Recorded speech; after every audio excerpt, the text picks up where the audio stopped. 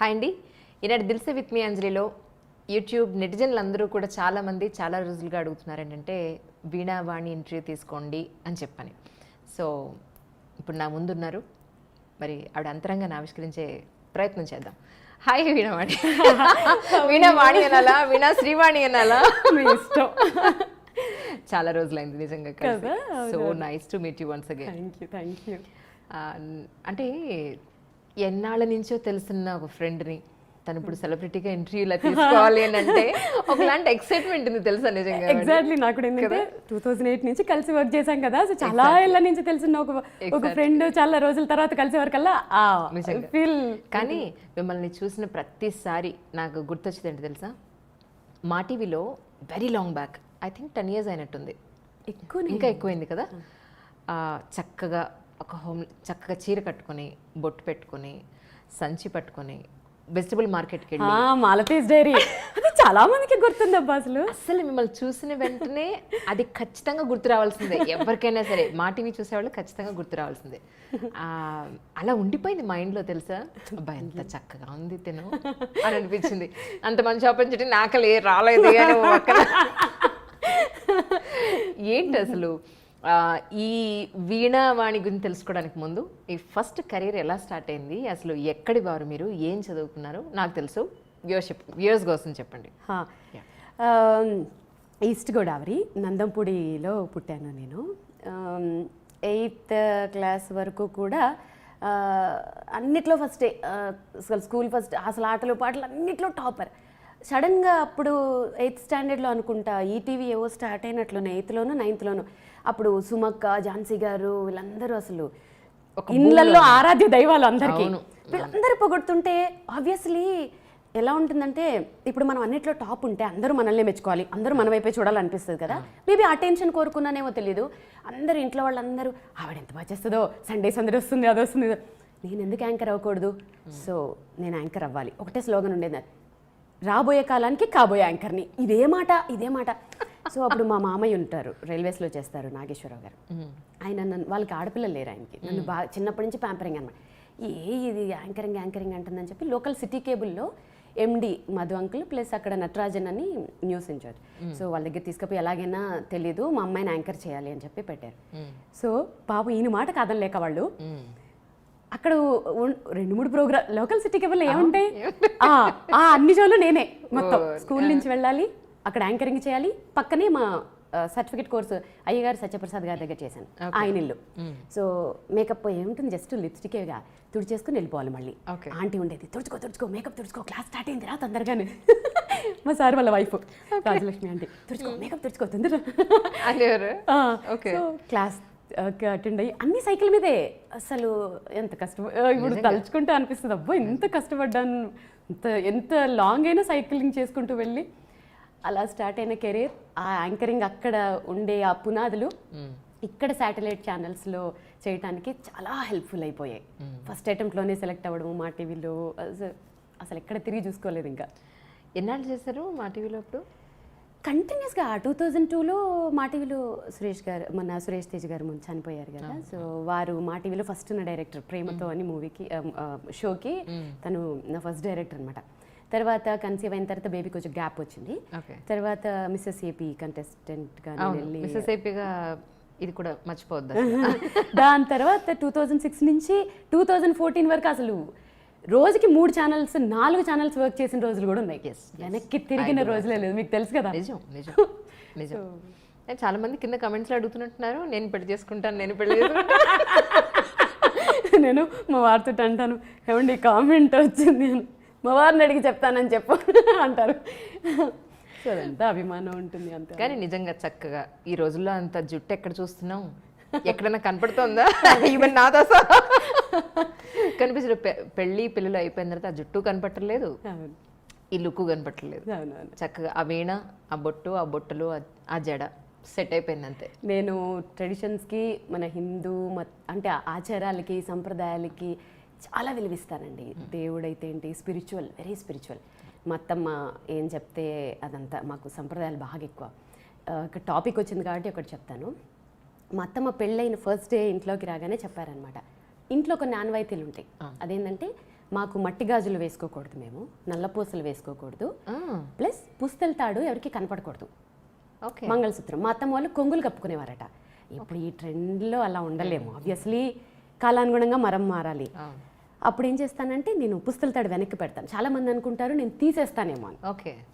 No, వెనక్కి పెడతాను పుస్తల తాడు. ఓకే. సో ఇలా అంటే ఏ జిల్లా వాళ్ళు? మేము తెలంగాణ, మెదక్. ఓకే. ఓకే. కానీ వాళ్ళ వంశంలో కొన్ని ఆచారాలు ఉంటాయి కదా. సో మా వంశంలో ఇవి అన్వాయితీలు. ఓకే. ఇది దిష్టి తగులుతుంది అలా చూపించకూడదు అందరికీ అను సంథింగ్ అది. So okay. మీది లవ్ మ్యారేజ్ అని చెప్పని విన్నాను, అవునా? ఎలా అసలు మీరు సన్నగా చక్కగా ఈ రోజుకి తిరుపతి లడ్డు ఎలా అసలు ఎక్కడ పరిచయం మీది? నేను ఇంటర్ నుంచి, నేను చిన్నప్పటి నుంచి సెల్ఫ్ రెస్పెక్ట్ అంటే నేను మా డాడీని వాళ్ళని ఇబ్బంది పెట్టకూడదు అన్నట్లు అనమాట. సో ఇంటర్లో ఉన్నప్పుడే క్లాసెస్ చెప్పేదాన్ని. నేను రైల్వే స్టేట్ సెకండ్ ర్యాంక్ నాది, ఆర్ఆర్బి. సో జాబ్ వచ్చిందనమాట. సో ట్రైనింగ్ కోసం హైదరాబాద్ వచ్చాము. ఓకే. సో ట్రైనింగ్ తీసుకుంటున్నప్పుడు డాడీకి ఎక్కువ ఇబ్బంది అవ్వకూడదు అని చెప్పి క్లాసెస్ తీసుకునేదాన్ని, వీణా క్లాసెస్.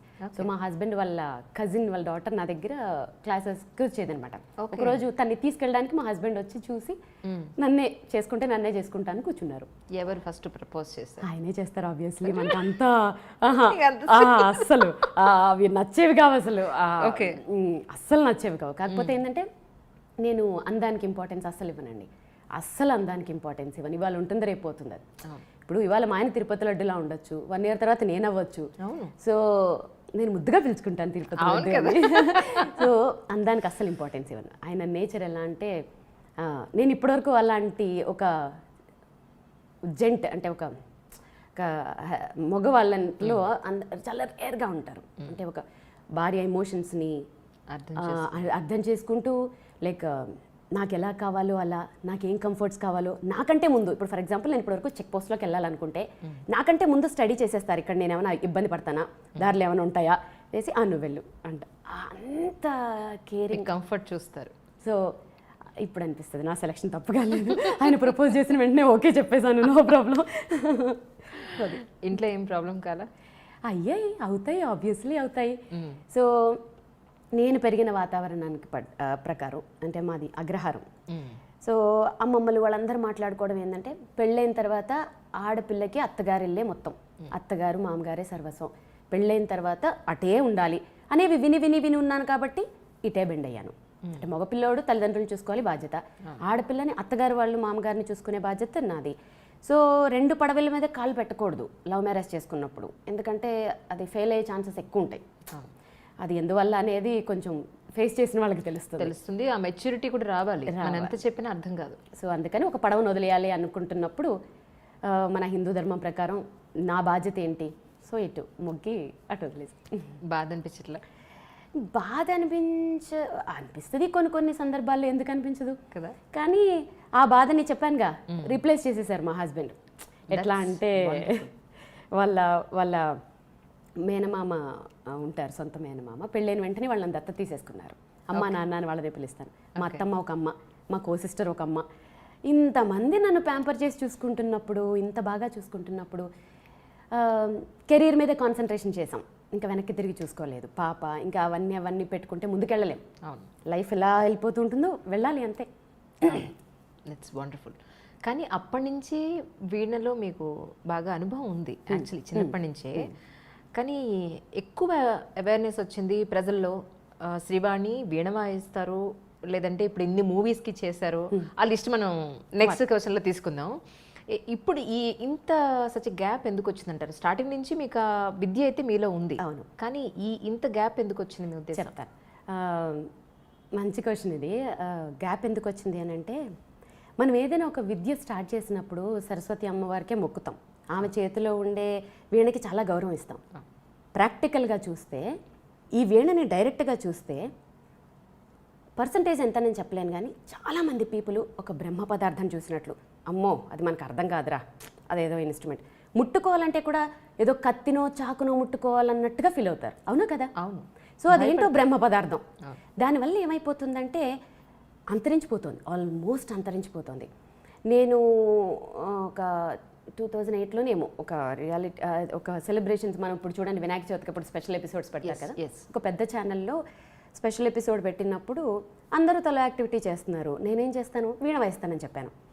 సో డైరెక్టర్ గారు కూడా నా మీద అప్పటికి ఆయన పాపం విముఖంగానే ఏం వీణ ఎవరు వింటారు అనుకుని నా మీద గౌరవంతో సరేనండి మేడం తెచ్చుకోండి అన్నారు. ఓకే, అందరూ డాన్సులు చేశారు, అవి చేశారు, ఇవి చేశారు. అప్పటికే సెట్ సౌండ్స్ తోటి దద్దరిల్లిపోయిన టైంలో నేను కూర్చున్నాను, వీణ పెట్టుకున్నాను. అప్పటికి ఇంకా నాకు మైక్స్ ఎలా సెట్ చేయాలి, ఈ ట్రాక్స్ ఏంటి, ఈ సౌండ్స్ మీద అంత అవగాహన లేకపోవటం వల్ల వాయిస్తూ ఉంటే అందరూ ఒక్కొక్క వికెట్ పడిపోతుంది.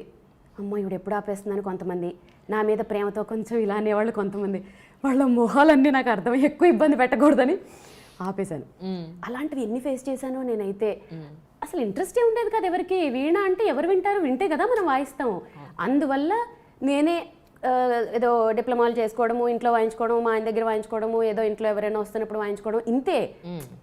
ఎవరైనా ఎంకరేజ్ చేస్తే వాయిస్తాము. పిల్లలు కూడా మీరు నమ్మరు, ఒక 3 years బ్యాక్ కూడా ఎవరినైనా పిలిచి వాయిస్తా ఉంటే, చీ ఇది ముసలాళ్ళు వాయిస్తారు, నేను కీబోర్డ్ వాయిస్తాననేవాడు, ఒకడు గిటార్ వాయిస్తాననేవాడు. అయ్యయ్యో ఏంటిది అని. నో, మా హస్బెండ్ తోటి ఏందండి ఇది, ఎన్నేళ్ళు కష్టపడి ప్రాక్టీస్ చేశాను, ఇది ఇంతేనా అంటే అప్పుడు మా హస్బెండ్ చెప్పారు, వీణ అనేది నా దృష్టిలో కూడా బాబాయ్ చాలా కష్టమైనది, ఆ ఫీలింగ్ పోగొట్టే, అంటే సింప్లిఫై చెయ్యి. వాళ్ళకి అర్థం కానిది వాయిస్తే కదా వాళ్ళు భయపడతారు, వాళ్ళకి అర్థమైంది వాయించు అనేవారికల్లా అప్పుడు ఒక థాట్ వచ్చి సినిమా పాటలు. అంటే ఇక్కడ ఒకటి, నేనేం పెద్ద ఘనకార్యం ఏదో చేశానని కాదు, మన పూర్వీకులు అంటే మహానుభావులు చిట్టిబాబు గారు, కొనుక్కుడు వైద్యనాథ్ గారు మీరు చూసినట్లయితే వారు కూడా ఇలాంటి ఒక ఎక్స్పెరిమెంటే చేశారు. అంటే మధ్య మధ్యలో కచేరీలు చేస్తూ మధ్యలో సినిమా పాటలు వాయించేవారు. సో ఇంకా వారు చేసిన ఆ ప్రయత్నాల వల్లే కొన్ని ఇన్స్ట్రుమెంట్స్ ఇంకా ఇప్పుడు బతుకున్నాయని అనుకోవాలి. కరెక్ట్. అప్పటికి ట్రెండ్కి తగ్గట్టు వాళ్ళు చేశారు, వాళ్ళని ఫాలో అవుతూ ఏదో చిన్నగా స్టూడెంట్ని కాబట్టి ఇప్పుడు ట్రెండ్ని అట్రాక్ట్ చేయడానికి కొత్త కొత్త ఎక్స్పెరిమెంట్లు చేస్తూ నా వీణని నెక్స్ట్ జనరేషన్కి తగ్గట్టుగా మేకప్ చేసి మీరు ఇప్పుడు చూసినట్లయితే నా వీణలు చాలా స్టైలిష్గా ఉంటాయి.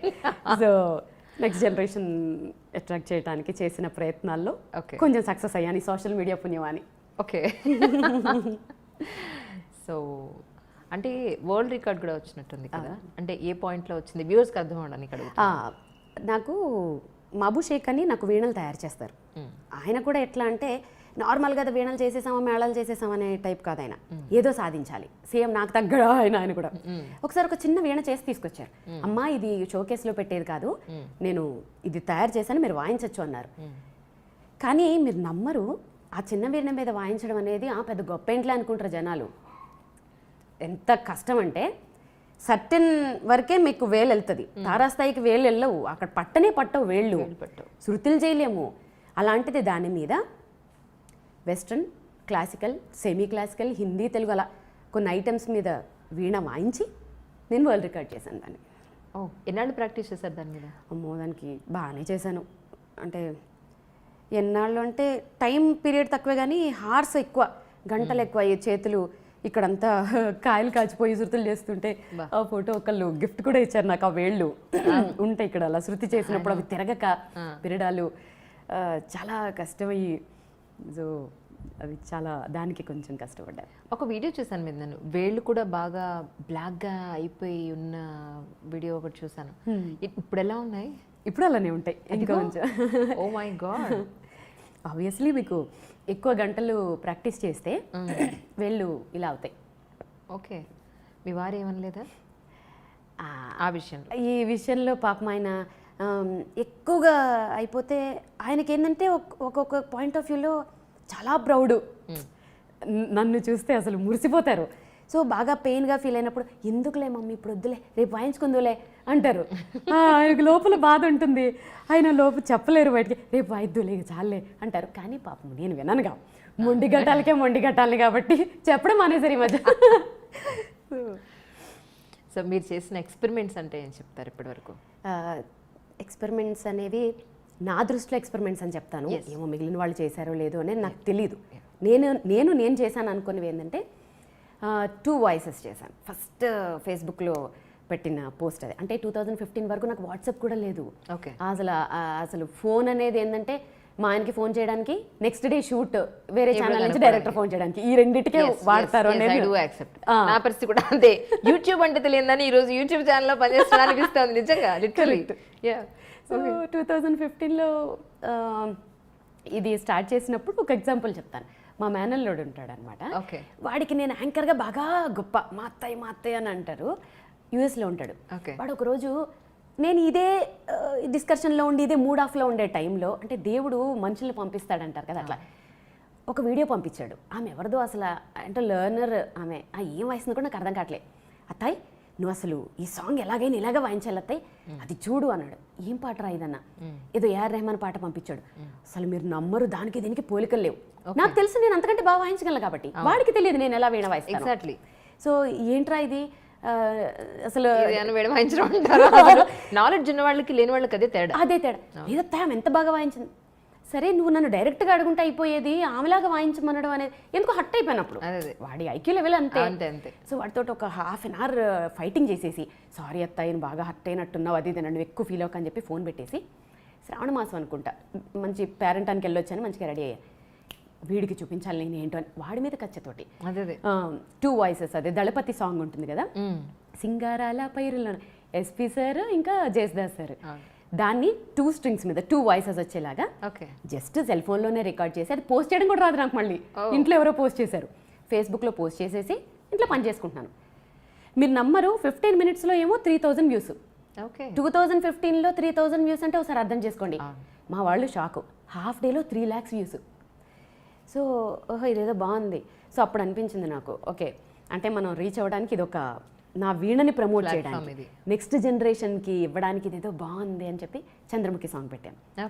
ఆ తర్వాత ఎవరో ఛాలెంజ్ చేశారు నాతో, ఏంటి మీరు ఎప్పుడు క్లాసికల్సే వాయిస్తారా వీణ మీద, మీరు ఇలాంటి ఫాస్ట్ బీట్లు తీన్మార్లు వాయించలేరా, ఎప్పుడు ఇవేనా అని. మళ్ళీ ఛాలెంజ్, ఎందుకు వాయించలేము, వాయిస్తామని చెప్పి పెద్ద పులి సాంగ్. అయ్యో అది వైరల్ అంటే వైరల్. ఒకళ్ళు అంటే ఒక 5% పీపుల్ అపోజ్ చేసినా పట్టించుకోను, ఎందుకంటే ఒక గోల్ మీద ముందుకెళ్తున్నప్పుడు ముళ్ళు ఉంటాయి, పువ్వులు ఉంటాయి, అన్నీ ఉంటాయి. వాళ్ళు మేబీ నా ఇంటెన్షన్ వాళ్ళకి అర్థమయ్యి ఉండకపోవచ్చు ఏంటి అనేది, సో అదేం పట్టించుకోలేదు నేను. ఇప్పుడు ఏంటి పరిస్థితి అంటే, మ్యాక్స్ నా ఇంటెన్షన్ అర్థమైన ప్రతి ఒక్కళ్ళు, సీనియర్ సిటిజన్ ఇంక్లూడింగ్ వాళ్ళు ఎక్కువ తెలుసా, ఎంత బ్లెస్ చేస్తారంటే ఏ సాంగ్ వాయించినా. నెక్స్ట్ జనరేషన్ని అట్రాక్ట్ చేయాలి అని అంటే మా హస్బెండ్ చెప్తారు, కాలంతో పాటు ముందుకెళ్ళాలి, లేదంటే వెనకబడిపోతాం. సో అలా వాళ్ళని అట్రాక్ట్ చేయాలి అని అంటే వాయించాలి, వాళ్ళ పాటలే వాయించాలి. సో అలా ఇప్పుడేమనిపిస్తుంది, స్టార్టింగ్ డేస్ అప్పుడు ఎవరు వినని స్టేజ్ నుంచి ఈరోజు lakhs of views కానీ, వ్యూవర్షిప్ కానీ, లేకపోతే మీ ఫ్యాన్స్ ఫాలోయింగ్ కానీ, మీరు ఇలా పెట్టగానే అలా వ్యూస్ పెరిగిపోయి ఈ స్టేజ్ చూస్తే ఏమనిపిస్తూ ఉంటుంది? అసలు నిజంగా ఇది నమ్మట్లేదు నేను, ఏదో డ్రీమ్ లాగే ఉంది. కానీ సోషల్ మీడియా ఎంత ప్లస్ చేసింది మీరు నమ్మరు. వీణ అనేది south Indian instrument, okay. North వాళ్ళకి వీణ అంటే తెలియదు అసలు, యాక్చువల్గా చెప్పాలంటే. విద్వాంసులు ఒకళ్ళిద్దరు తెలిసిన. ఇప్పుడు నాకు ఎక్కువ షోస్ నార్త్లోనే ఉంటాయి. అంటే నార్త్ వాళ్ళు పిలిచి నా చేత షోస్ చేయించుకుంటారు. బెంగాలీ, పాకిస్తాన్, బంగ్లాదేశ్, ఎక్కడెక్కడి నుంచో మెసేజ్లు, ఎక్కడెక్కడి నుంచో ఫాలోవర్సు. ఒక రకంగా చాలా హ్యాపీగా, అంటే ఇంత తక్కువ స్పాన్, అంటే ఒక 3 yearsలో ఇంత కవర్ చేశాం కదా చాలు. నా వీణ ఇంత పాపులర్ అయింది. వీణ అంటే తెలుస్తోంది ఇప్పుడు అందరికీ. పాత ఇన్స్ట్రుమెంట్ లాగా ఎవరు చూడట్లేదు, ట్రెండీ అయింది. చాలామంది ఇప్పుడు మబు షేక్ అని చెప్పాను చూడండి, ఆయన 4 years బ్యాక్ పాపం తన ఫైనాన్షియల్ స్టాండర్డ్స్ చాలా తక్కువ. ఇప్పుడు ఆయన కారు కొనడానికి రెడీ అయ్యారు. చాలా అది నేను కూడా అచీవ్మెంట్ లాగా ఫీల్ అవుతాను. బికాస్ ఎంతమందో వీణలు కొనుక్కుంటున్నారు, నేర్చుకుంటున్నారు. So feeling proud. కానీ ఎంత మంచి పని చేసినా, ఎంత ఎదిగినా, మన వెనకాతల మనల్ని గుచ్చేవాళ్ళు, పొడిచేవాళ్ళు చాలామంది ఉంటూనే ఉంటారు. చాలా పెద్ద అయిపోయింది వీణావాణి లేదా శ్రీవాణి, లేదు అని అంటే తన అందంతో కొట్టుకొచ్చేస్తుంది, లేదా టాలెంట్ ఏమీ లేదు, నాకన్నా ఎక్కువ టాలెంట్, ఇలాంటివి చాలా వచ్చే ఉంటారు అనుకుంటున్నాను. మీ ఎక్స్పీరియన్స్ ఏంటి? ఇక్కడ నేనేం చెప్తానంటే, మీరు చెప్తుంది కరెక్ట్, అందంగా ఉన్నారు అది ఇదని కామెంట్స్ వస్తాయి. అది ఎప్పుడు వచ్చాయంటే, యాంకరింగ్ చేసినప్పుడు రాలేదే, ఇప్పుడు ఎందుకు వస్తున్నాయంటే, ఫస్ట్ ఆర్ట్. నా వీణను చూసి పెద్దవాళ్ళైనా ఎవరైనా అమ్మాయి ఎంత బాగా వాయిస్తుంది, పద్ధతిగా ఉంది, నెక్స్ట్ డే లాగే వస్తుంది, చక్కగా చక్కగా ఉంది కదా. డెఫినెట్గా. ఒక కొటేషన్ చెప్పనా, విద్య వల్ల అందం పెరుగుతుంది కానీ అందం వల్ల విద్య పెరగదు. ట్రూ.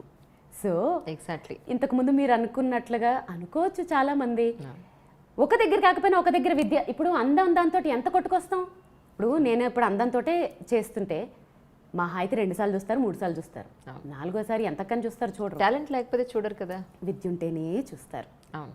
నా హార్స్ టుగెదర్స్ గంటలు గంటలు పిచ్చిదాల్లా కూర్చుని సాధన చేసి దేవుడికి కూడా జాలేసి ఉంటుంది. సో మేబీ ఈరోజు బ్లెస్డ్ అంతే. స్టార్టింగ్ డేస్ నుంచి ఈరోజు వరకు చాలా మైల్స్ మీరు ఒక మాటలో చెప్పాలంటే అచీవ్ చేశారు. ఏమనిపిస్తుంది లైఫ్? ఇంకా ఏం కావాలనిపిస్తాను? ఎప్పుడు అంటే ఇంకా ఏం కావాలి అనేవి ఎప్పుడు ఆలోచించనండి. ఎందుకంటే తెలియదు లైఫ్ ఎలా పోతుందో మనకి తెలియదు కదా. ఏం ఆలోచించను.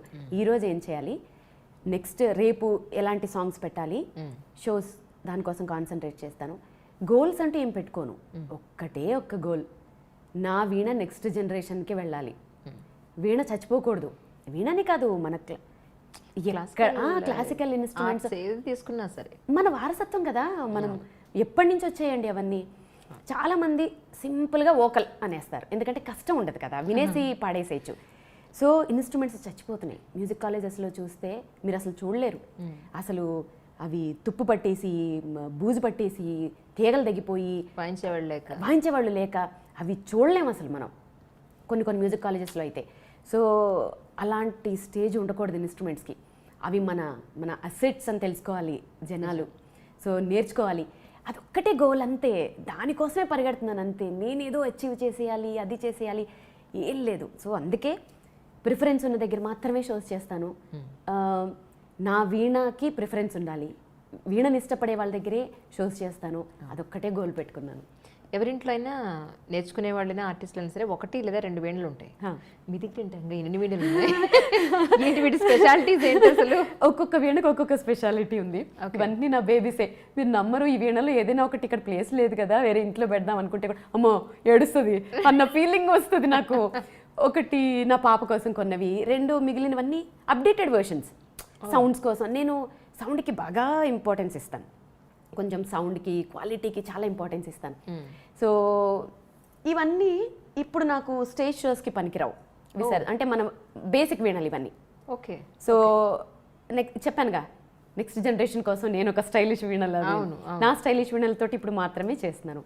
బట్ ఇవన్నీ కూడా ఉంటాయి. ఇది నా 2nd క్లాస్లో వీణ. ఓకే. అది నా ఫ్రెండ్. వీటిని అప్డేట్ చేయడానికి ఏముండదు, పికప్ పెట్టుకుని వాయించవచ్చు. అవి నేను రికార్డింగ్స్కి వాయిస్తాను. మూవీస్లో వాయించేటప్పుడు ఈ వీణలే మాత్రమే యూజ్ చేస్తాను. ఈటోనే బాగుంటుంది. ఓకే. స్టేజ్ షోస్కి నా స్పెషల్ వీణలు, మదర్ వీణలు వాడతాను. ఓకే. సో అట్లా. ఇప్పటివరకు ఎన్ని మూవీస్కి మీరు వర్క్ చేశారు? పెద్దగా పెద్ద ఒక చాలా నెంబర్స్ చేయలేదు. కీరవాణి గారికి పెద్ద సినిమాలకి, కీరవాణి గారికి అంటే ఓం నమో వెంకటేశాయ, మహాన్ భావుడు, తమన్ గారికి ఇంకేవో కూడా చేశాను. అంటే వాయించేసి వచ్చేస్తాం కదా, సో ఎక్కడెక్కడ యూజ్ చేస్తారనేది తెలీదు. సాయి కార్తిక్ గారికి, ఆర్పి పట్నాయక్ గారికి. కాకపోతే ఏంటంటే ఇప్పుడు ఎక్కువ చేయట్లేదండి, ఎందుకంటే మోర్ టైం అంతా నేను షోస్కే, ఎందుకంటే నాకు షోస్కి ఇంపార్టెన్స్ ఇస్తున్నాను. షోస్ కూడా చాలా ఉన్నాయి. అలానే కదా 6 నెలల నుంచి పోస్ట్పోన్ చేశారు. You are so busy. 6 నెలల నుంచి అడుగుతుంటే ఎప్పటికీ దయ తెలిసింది, అమ్మాయి మెసేజ్ వచ్చింది ఈరోజు అనుకున్నాను. ఎన్నిసార్లు అడిగాను. అవునా కాదా? అవును, రామోజీరావు గారి మనవరాలకి వెళ్ళి మీరు అక్కడ షో ఇచ్చారని చెప్పి విన్నాను. రామోజీరావు గారి మనవరాలు నా వీణంటే ఇష్టం అంట. కాళేశ్వరరావు గారు ఫోన్ చేశారనమాట. బాపినేడి గారిని ఇలా అడిగిందంట మా అమ్మాయి. బాపినేడి గారు అసలు నన్ను గుర్తుపట్టలేదంట మన యాంకర్ అంటే. కాళేశ్వరరావు గారు చెప్పారంట మన యాంకరే కదండి జీవన జ్యోతికి చేశారంట. ఓ అమ్మాయేనా అని బాపినేడి గారు షాక్ అయ్యారంట. సో అయ్యో తప్పకుండా వాయిస్తానండి. ఈటీవీ అంటే నాకు ఎందుకో నా ఫ్యామిలీ లైక్ చాలా, వాళ్ళు నాకు అలాగే మర్యాద ఇచ్చారు అన్నేళ్ళు. ఎంత రెస్పెక్ట్ అంటే అసలు తెలుసుగా మనకి. సమస్య లేదు అసలు. బాపినేడి గారు దగ్గర నేను ఆయనతో నాకు పరిచయం ఒకటంటే ఫిలిం సిటీలో నేను వర్క్ చేశాను ఒక 3.5 years. సితారా హోటల్ ఉంది కదా, అవునవును, సితారా హోటల్లో as a health club incharge గా వర్క్ చేశాను 3.5 years. అంటే స్పోర్ట్స్ మెన్స్ కోటాలో నాకు అప్పుడు వచ్చిందనమాట. డిగ్రీ చదువుతూ అక్కడ జాబ్ చేశాను ఆయన దగ్గర. అప్పుడు రామోజీరావు గారు ఆ హెల్త్ క్లబ్ కన్స్ట్రక్షన్ అప్పుడు వీళ్ళందరూ వచ్చి చూసి పెడుతూ ఉండేవారు. So I was the incharge for that actually. Nice nice nice nice. చాలా మంది హీరోలు హీరోయిన్లకి ఫిజికల్ ట్రైనింగ్స్ ఇస్తూ ఉండేవాళ్ళు. అలా పరిచయం. They are such a very nice people actually. ఎలా నడిచింది మీకు, ఎలా అనిపించింది ఆ షో నడుస్తుంటే? రామోజీరావు గారు వాళ్ళ మనవరాల పెళ్లిలో వాళ్ళంతా ప్రయారిటీ ఇచ్చి వాళ్ళ వెడ్డింగ్ కార్డ్ లో కూడా సెట్ వేసి అంత ప్రిఫరెన్స్ ఇచ్చి కిరణ్ గారు వచ్చి అసలు వారు అప్రిషియేట్ చేస్తుంటే నాకైతే అసలు ఎంత బాగా అప్రిషియేట్ చేశారో అసలు బాగా అనిపించింది. అసలు ఒక మంచి స్వీట్ మెమరీ అది. నిజం. ఏం వాయించారు వాళ్ళ పెళ్ళిలో? 1.5 hour కచేరీ అది మొత్తం షో. 1.5 hour షో చేశాను.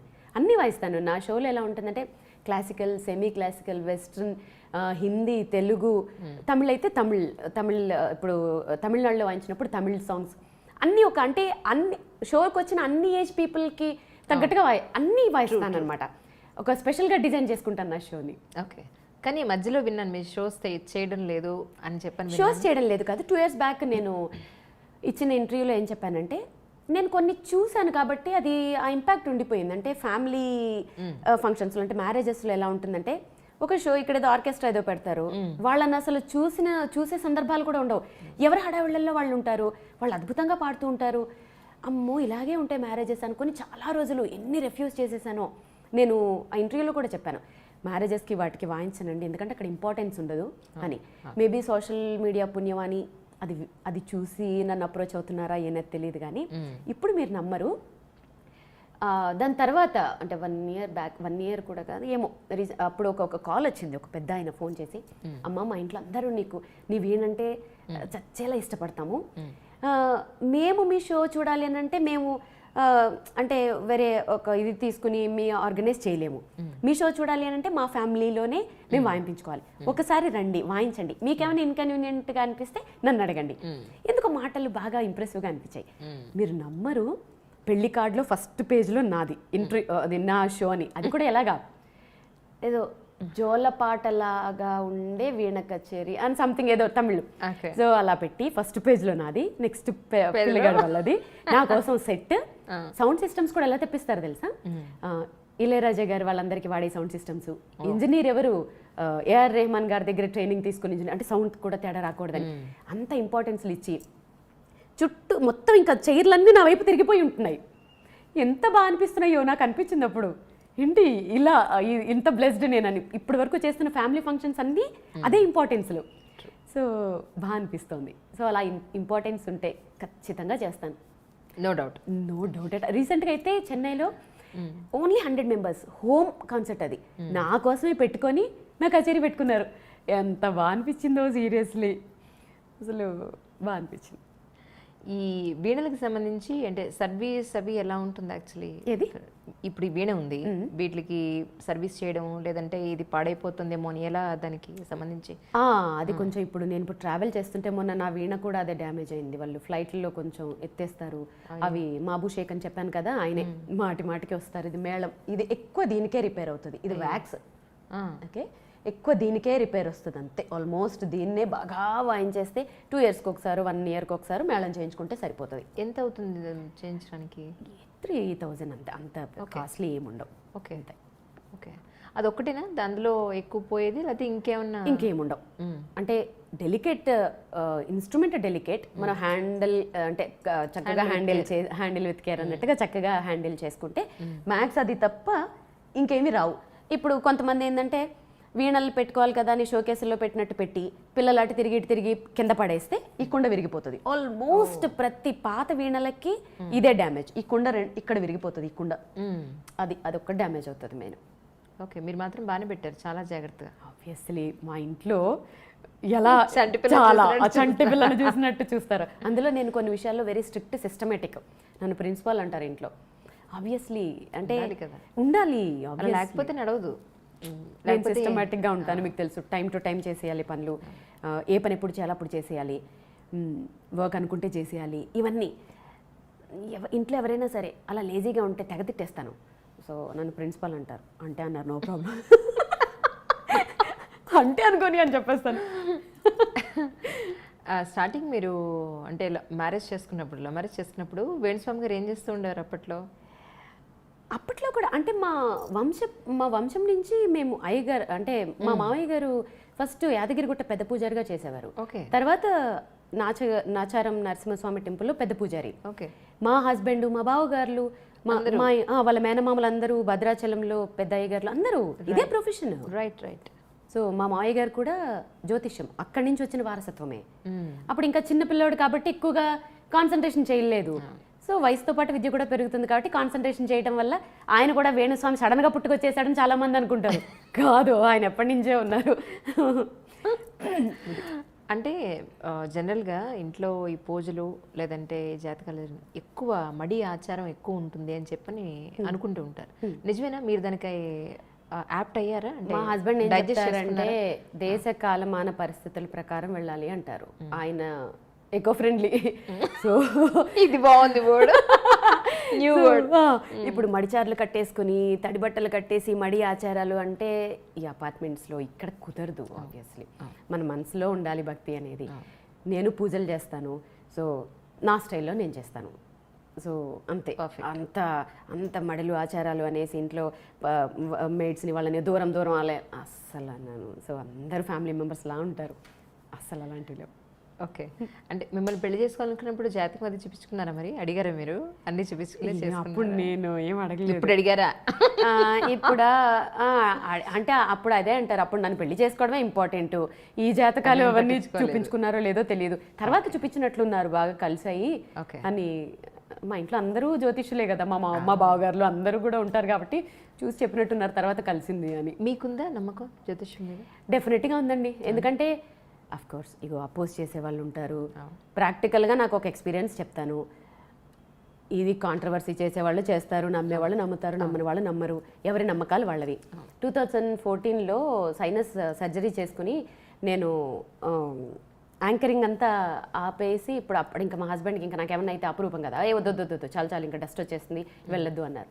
1 year ఇంట్లో ఉండి ఆబ్వియస్లీ అంత వర్క్ చేసి ఇంట్లో ఖాళీగా కూర్చోవాలి అని అంటే చాలా కష్టం కదా. మాటికి ఏంటి ఇలా నేను ఇంకింతేనా, ఇంకేం చేయలేనా అంటే నువ్వు వీణనే బాగా ప్రాక్టీస్ చేయి, 2016 తర్వాత వీణ పేరు చెప్తే నువ్వు గుర్తొస్తావు అన్నారు. అప్పుడు ఎలా తిట్టానంటే ఆయన్ని, పండే మీరు మీ జాతకాలు అంతమంది విద్వాంసుల్లోనంట పేరు చెప్తానంట నా పేరు గుర్తొస్తుందట అని చెప్పి చాలామంది అంటే స్టార్ మహిళ శ్రీధర్ రెడ్డి ఉంటారు, సిద్ధు నన్ను అక్క అంటారు, బావ అంటారు. సిద్ధుకు ఫోన్ చేసి, సిద్ధు మీ బావ ఇలా చెప్పారు అని అంటే, ఏమో అక్క సూపర్ స్టార్ అయిపోతావేమో, బావ చెప్పింది తిరగవద్దు, బావగారు చెప్పింది ఏమో అని. నేను టీవీలో కూడా కొంతమందికి చెప్పాను ఇలా అంటున్నారు అని. ఎందుకంటే అప్పుడు ప్రతి ఒక్కటి షేర్ చేసుకునేదాన్ని కొంతమందితో. అయిపోయిన తర్వాత కట్ చేసి చూస్తే అప్పుడు ఒక మాట అన్నారు, జరిగితే ఏం చేస్తావన్నారు. అది చెప్పను మీకు తర్వాత సీక్రెట్గా చెప్తానే. సో బెట్ కూడా కట్టాను. సో తీరా కట్ చేసి చూస్తే మరి ఇప్పుడు జరిగినట్టే కదా, దానికి ప్రూఫ్స్ కూడా ఉన్నాయి కదా. అందుకే వాళ్ళ పేర్లు చెప్పాను. ఎందుకంటే ట్రాష్ అనేవాళ్ళు, అవనేవాళ్ళు, ఇవనేవాళ్ళు మస్తు మంది ఎప్పుడు ఉంటూనే ఉంటారు. ప్రాక్టికల్గా నేనే ఎక్స్పీరియన్స్ కదా. సంవత్సరం ఏ రోజు సూర్యగ్రహణం వస్తుంది, ఏ రోజు చంద్రగ్రహణం వస్తుంది, ఈ సంవత్సరమే చెప్తున్నారు కదా. చెప్తున్నారు అది జరుగుతుంది కదా సైంటిఫిక్ గా. అది ఆ డేట్ ని గెస్ చేయగలిగిన మన సంప్రదాయం సైన్స్ కి సమానంగా కాదని ఎలా అనుకుంటాం? గ్రహాలు ఉన్నాయి, గ్రహాలు స్థితిగతులు మారుతున్నాయి, అది కూడా ఫస్ట్ మన వాళ్ళే సైన్స్ చెప్పలే. అదే అంటున్నాను. సో ఏంటంటే 1-2 ఫెయిల్ అవ్వచ్చు, అది వాళ్ళ అదృష్టం అనుకోవచ్చు, ఏదైనా అనుకోవచ్చు. అందుకనే నేనైతే మన శాస్త్రాల్ని నమ్ముతాను, మన విశ్వాసాల్ని నమ్ముతాను, మన సంప్రదాయాల్ని నమ్ముతాను, మన హిందూ మతాన్ని నమ్ముతాను. నేను ప్యూర్ హిందూ. So nice. మరి మీ వారి విషయంలో వచ్చిన ఈ ఛానల్స్ కాంట్రవర్సీలు కింద కామెంట్స్ చూస్తే మీకేమనిపిస్తూ ఉంటుంది? నేనేం పట్టించుకోనండి. అంతేనా? ఎందుకంటే 1 dayలో సెలబ్రిటీస్ అయిపోయిన వాళ్ళం కాదు మేము. ఎంత కష్టపడ్డాము, ఎక్కడి నుంచి లైఫ్ స్టార్ట్ చేసాము అనేది మాతో ట్రావెల్ చేసిన వాళ్ళు మీడియాలో అయితే ఏమి, సినీ ఫీల్డ్లో అయితే ఏంటి చాలామంది ఉన్నారు. ఇవాళ నిన్న కాదు, మా హస్బెండ్ బుడ్డోడుగా ఉన్నప్పటి నుంచి ఆ పద్మాలయ స్టూడియోల్లో ఉండి వాళ్ళందరికీ ముహూర్తాలు పెట్టి వాళ్ళందరికీ పూజలు చేసి అప్పటి నుంచి ఉన్నాం. ఓవర్ నైట్ స్టార్డమ్ వచ్చేసి ఓవర్ నైట్గా అయిపోయిన వాళ్ళం కాదు. ఇవాళ రేపు ఏమైపోయిందంటే కామెంట్లు అనేవి కామన్ అయిపోయాయి. సో ఆ కామెంట్లు చదువుకుంటూ ఆ డిప్రెషన్లోకి పోయి సాధించాల్సిందన్నీ ఆపేసి ఏం ఉపయోగం? కరెక్ట్. మనం ఏం సాధించాలో సాధించాలి, ప్రూవ్ చేయాలి. ఫస్ట్ అందరూ తిడతారు, ప్రూవ్ అయిన తర్వాత బళ అంటారు. ట్రూ. తిట్టినప్పుడు కాముగా ఊరుకుని అది ప్రూవ్ అయ్యేదాకా వెయిట్ చేయాలి. మా హస్బెండ్ అదే చెప్తారు. పర్ఫెక్ట్ అంతే అసలు. ఒక్క 2 ఏళ్ళు 1 ఇయర్. అవును. మా హస్బెండ్ నాదే అంటాను, ఆయన జాతకాలు చెప్పేటప్పుడు కామెడీగానే ఉంటుంది, జరిగినప్పుడు. అవును. సో దాన్ని మా హస్బెండ్ అనే కాదు, ఏ జ్యోతిష్కుడైనా ఒక విషయం ఉన్న జ్యోతిష్కుడు చెప్పినప్పుడు కింద తిట్టేవాళ్ళు తిడతారు, తిట్టనియండి. జరిగినప్పుడు ఒక్కళ్ళు మాట్లాడరు. మళ్ళీ పాపం వాళ్ళకేమైనా దండేసి సన్మానం చేయొచ్చు కదా, చేయరు. ఎక్కడైనా ఒకటి జరగకపోతే ఇంకా లాగడాలు. అఫ్కోర్స్ ఇది మనకి రిలేటెడ్ టాపిక్ కాదు, కానీ మన సంప్రదాయాలు కదా, ఇది మన సంస్కృతి కదా. మన సంస్కృతుల్ని మనమే తవ్వుకొని మనమే గొయ్యి తీసి కప్పెట్టేస్తే ఫారిన్ కంట్రీస్ నుంచి వచ్చి వాళ్ళు వేదాలు శాస్త్రాలు జ్యోతిష్యాలు నేర్చుకుంటుంటే మన శాస్త్రాలని మనమే తొక్కేసుకుంటున్నాం. సో ఎందుకో బాధ అనిపిస్తుంది. సరే, ఇది మనకి రిలేటెడ్ కాదు. ఎప్పుడు ప్రాక్టీస్ చేస్తుంటారు డేలో జనరల్గా? ఎప్పుడు చేయరు అని అడగండి. 24 గంటలు అంతే. ఒకటి నిద్ర, 2 ప్రాక్టీసు, ఈ 2 ఉంటాయి నా లైఫ్లో ఈ మధ్య. ఒకటి చేయను. పెట్టను. మీ కెరియర్లో అప్పటి నుంచి ఇప్పటి వరకు మీకు బాగా నచ్చి ఇది ఖచ్చితంగా నేను ఇంటర్వ్యూ చేస్తే ఇది ఖచ్చితంగా వాయించాలి అనుకున్నది ఒక్కటి, అది కూడా ఒక చిన్న లైన్ వాయిస్తే చాలు. డెఫినెట్గా చాలా ఉన్నాయి, సెలెక్ట్ చేసుకోవడం కష్టం, ఇది వాయిస్తాను.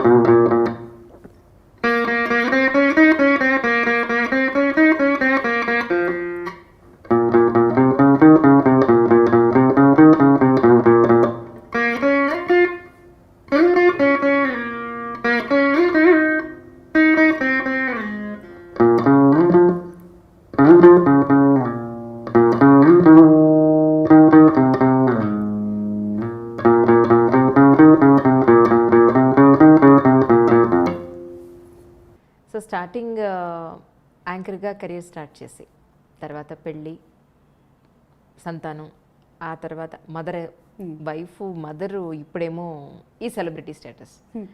ఏమనిపిస్తుంది లైఫ్ ఇంత చూసిన తర్వాత? అమ్మ బాబాయ్ మీరు నమ్మరు, వెనక్కి తిరిగి చూసుకుంటే బాబోయ్ ఇప్పుడు హాఫ్ ఏజ్లో ఉన్నాం, ఇంకో ఇంత ఏజ్ బతకాలా, అమ్మో మళ్ళీ ఇంత ఏజా అంటే వెనక్కి తిరిగి చూసుకుంటే ఇన్ని చేసేసామా మనము, బా ఒకసారి భయం వేస్తూ ఉంటుంది.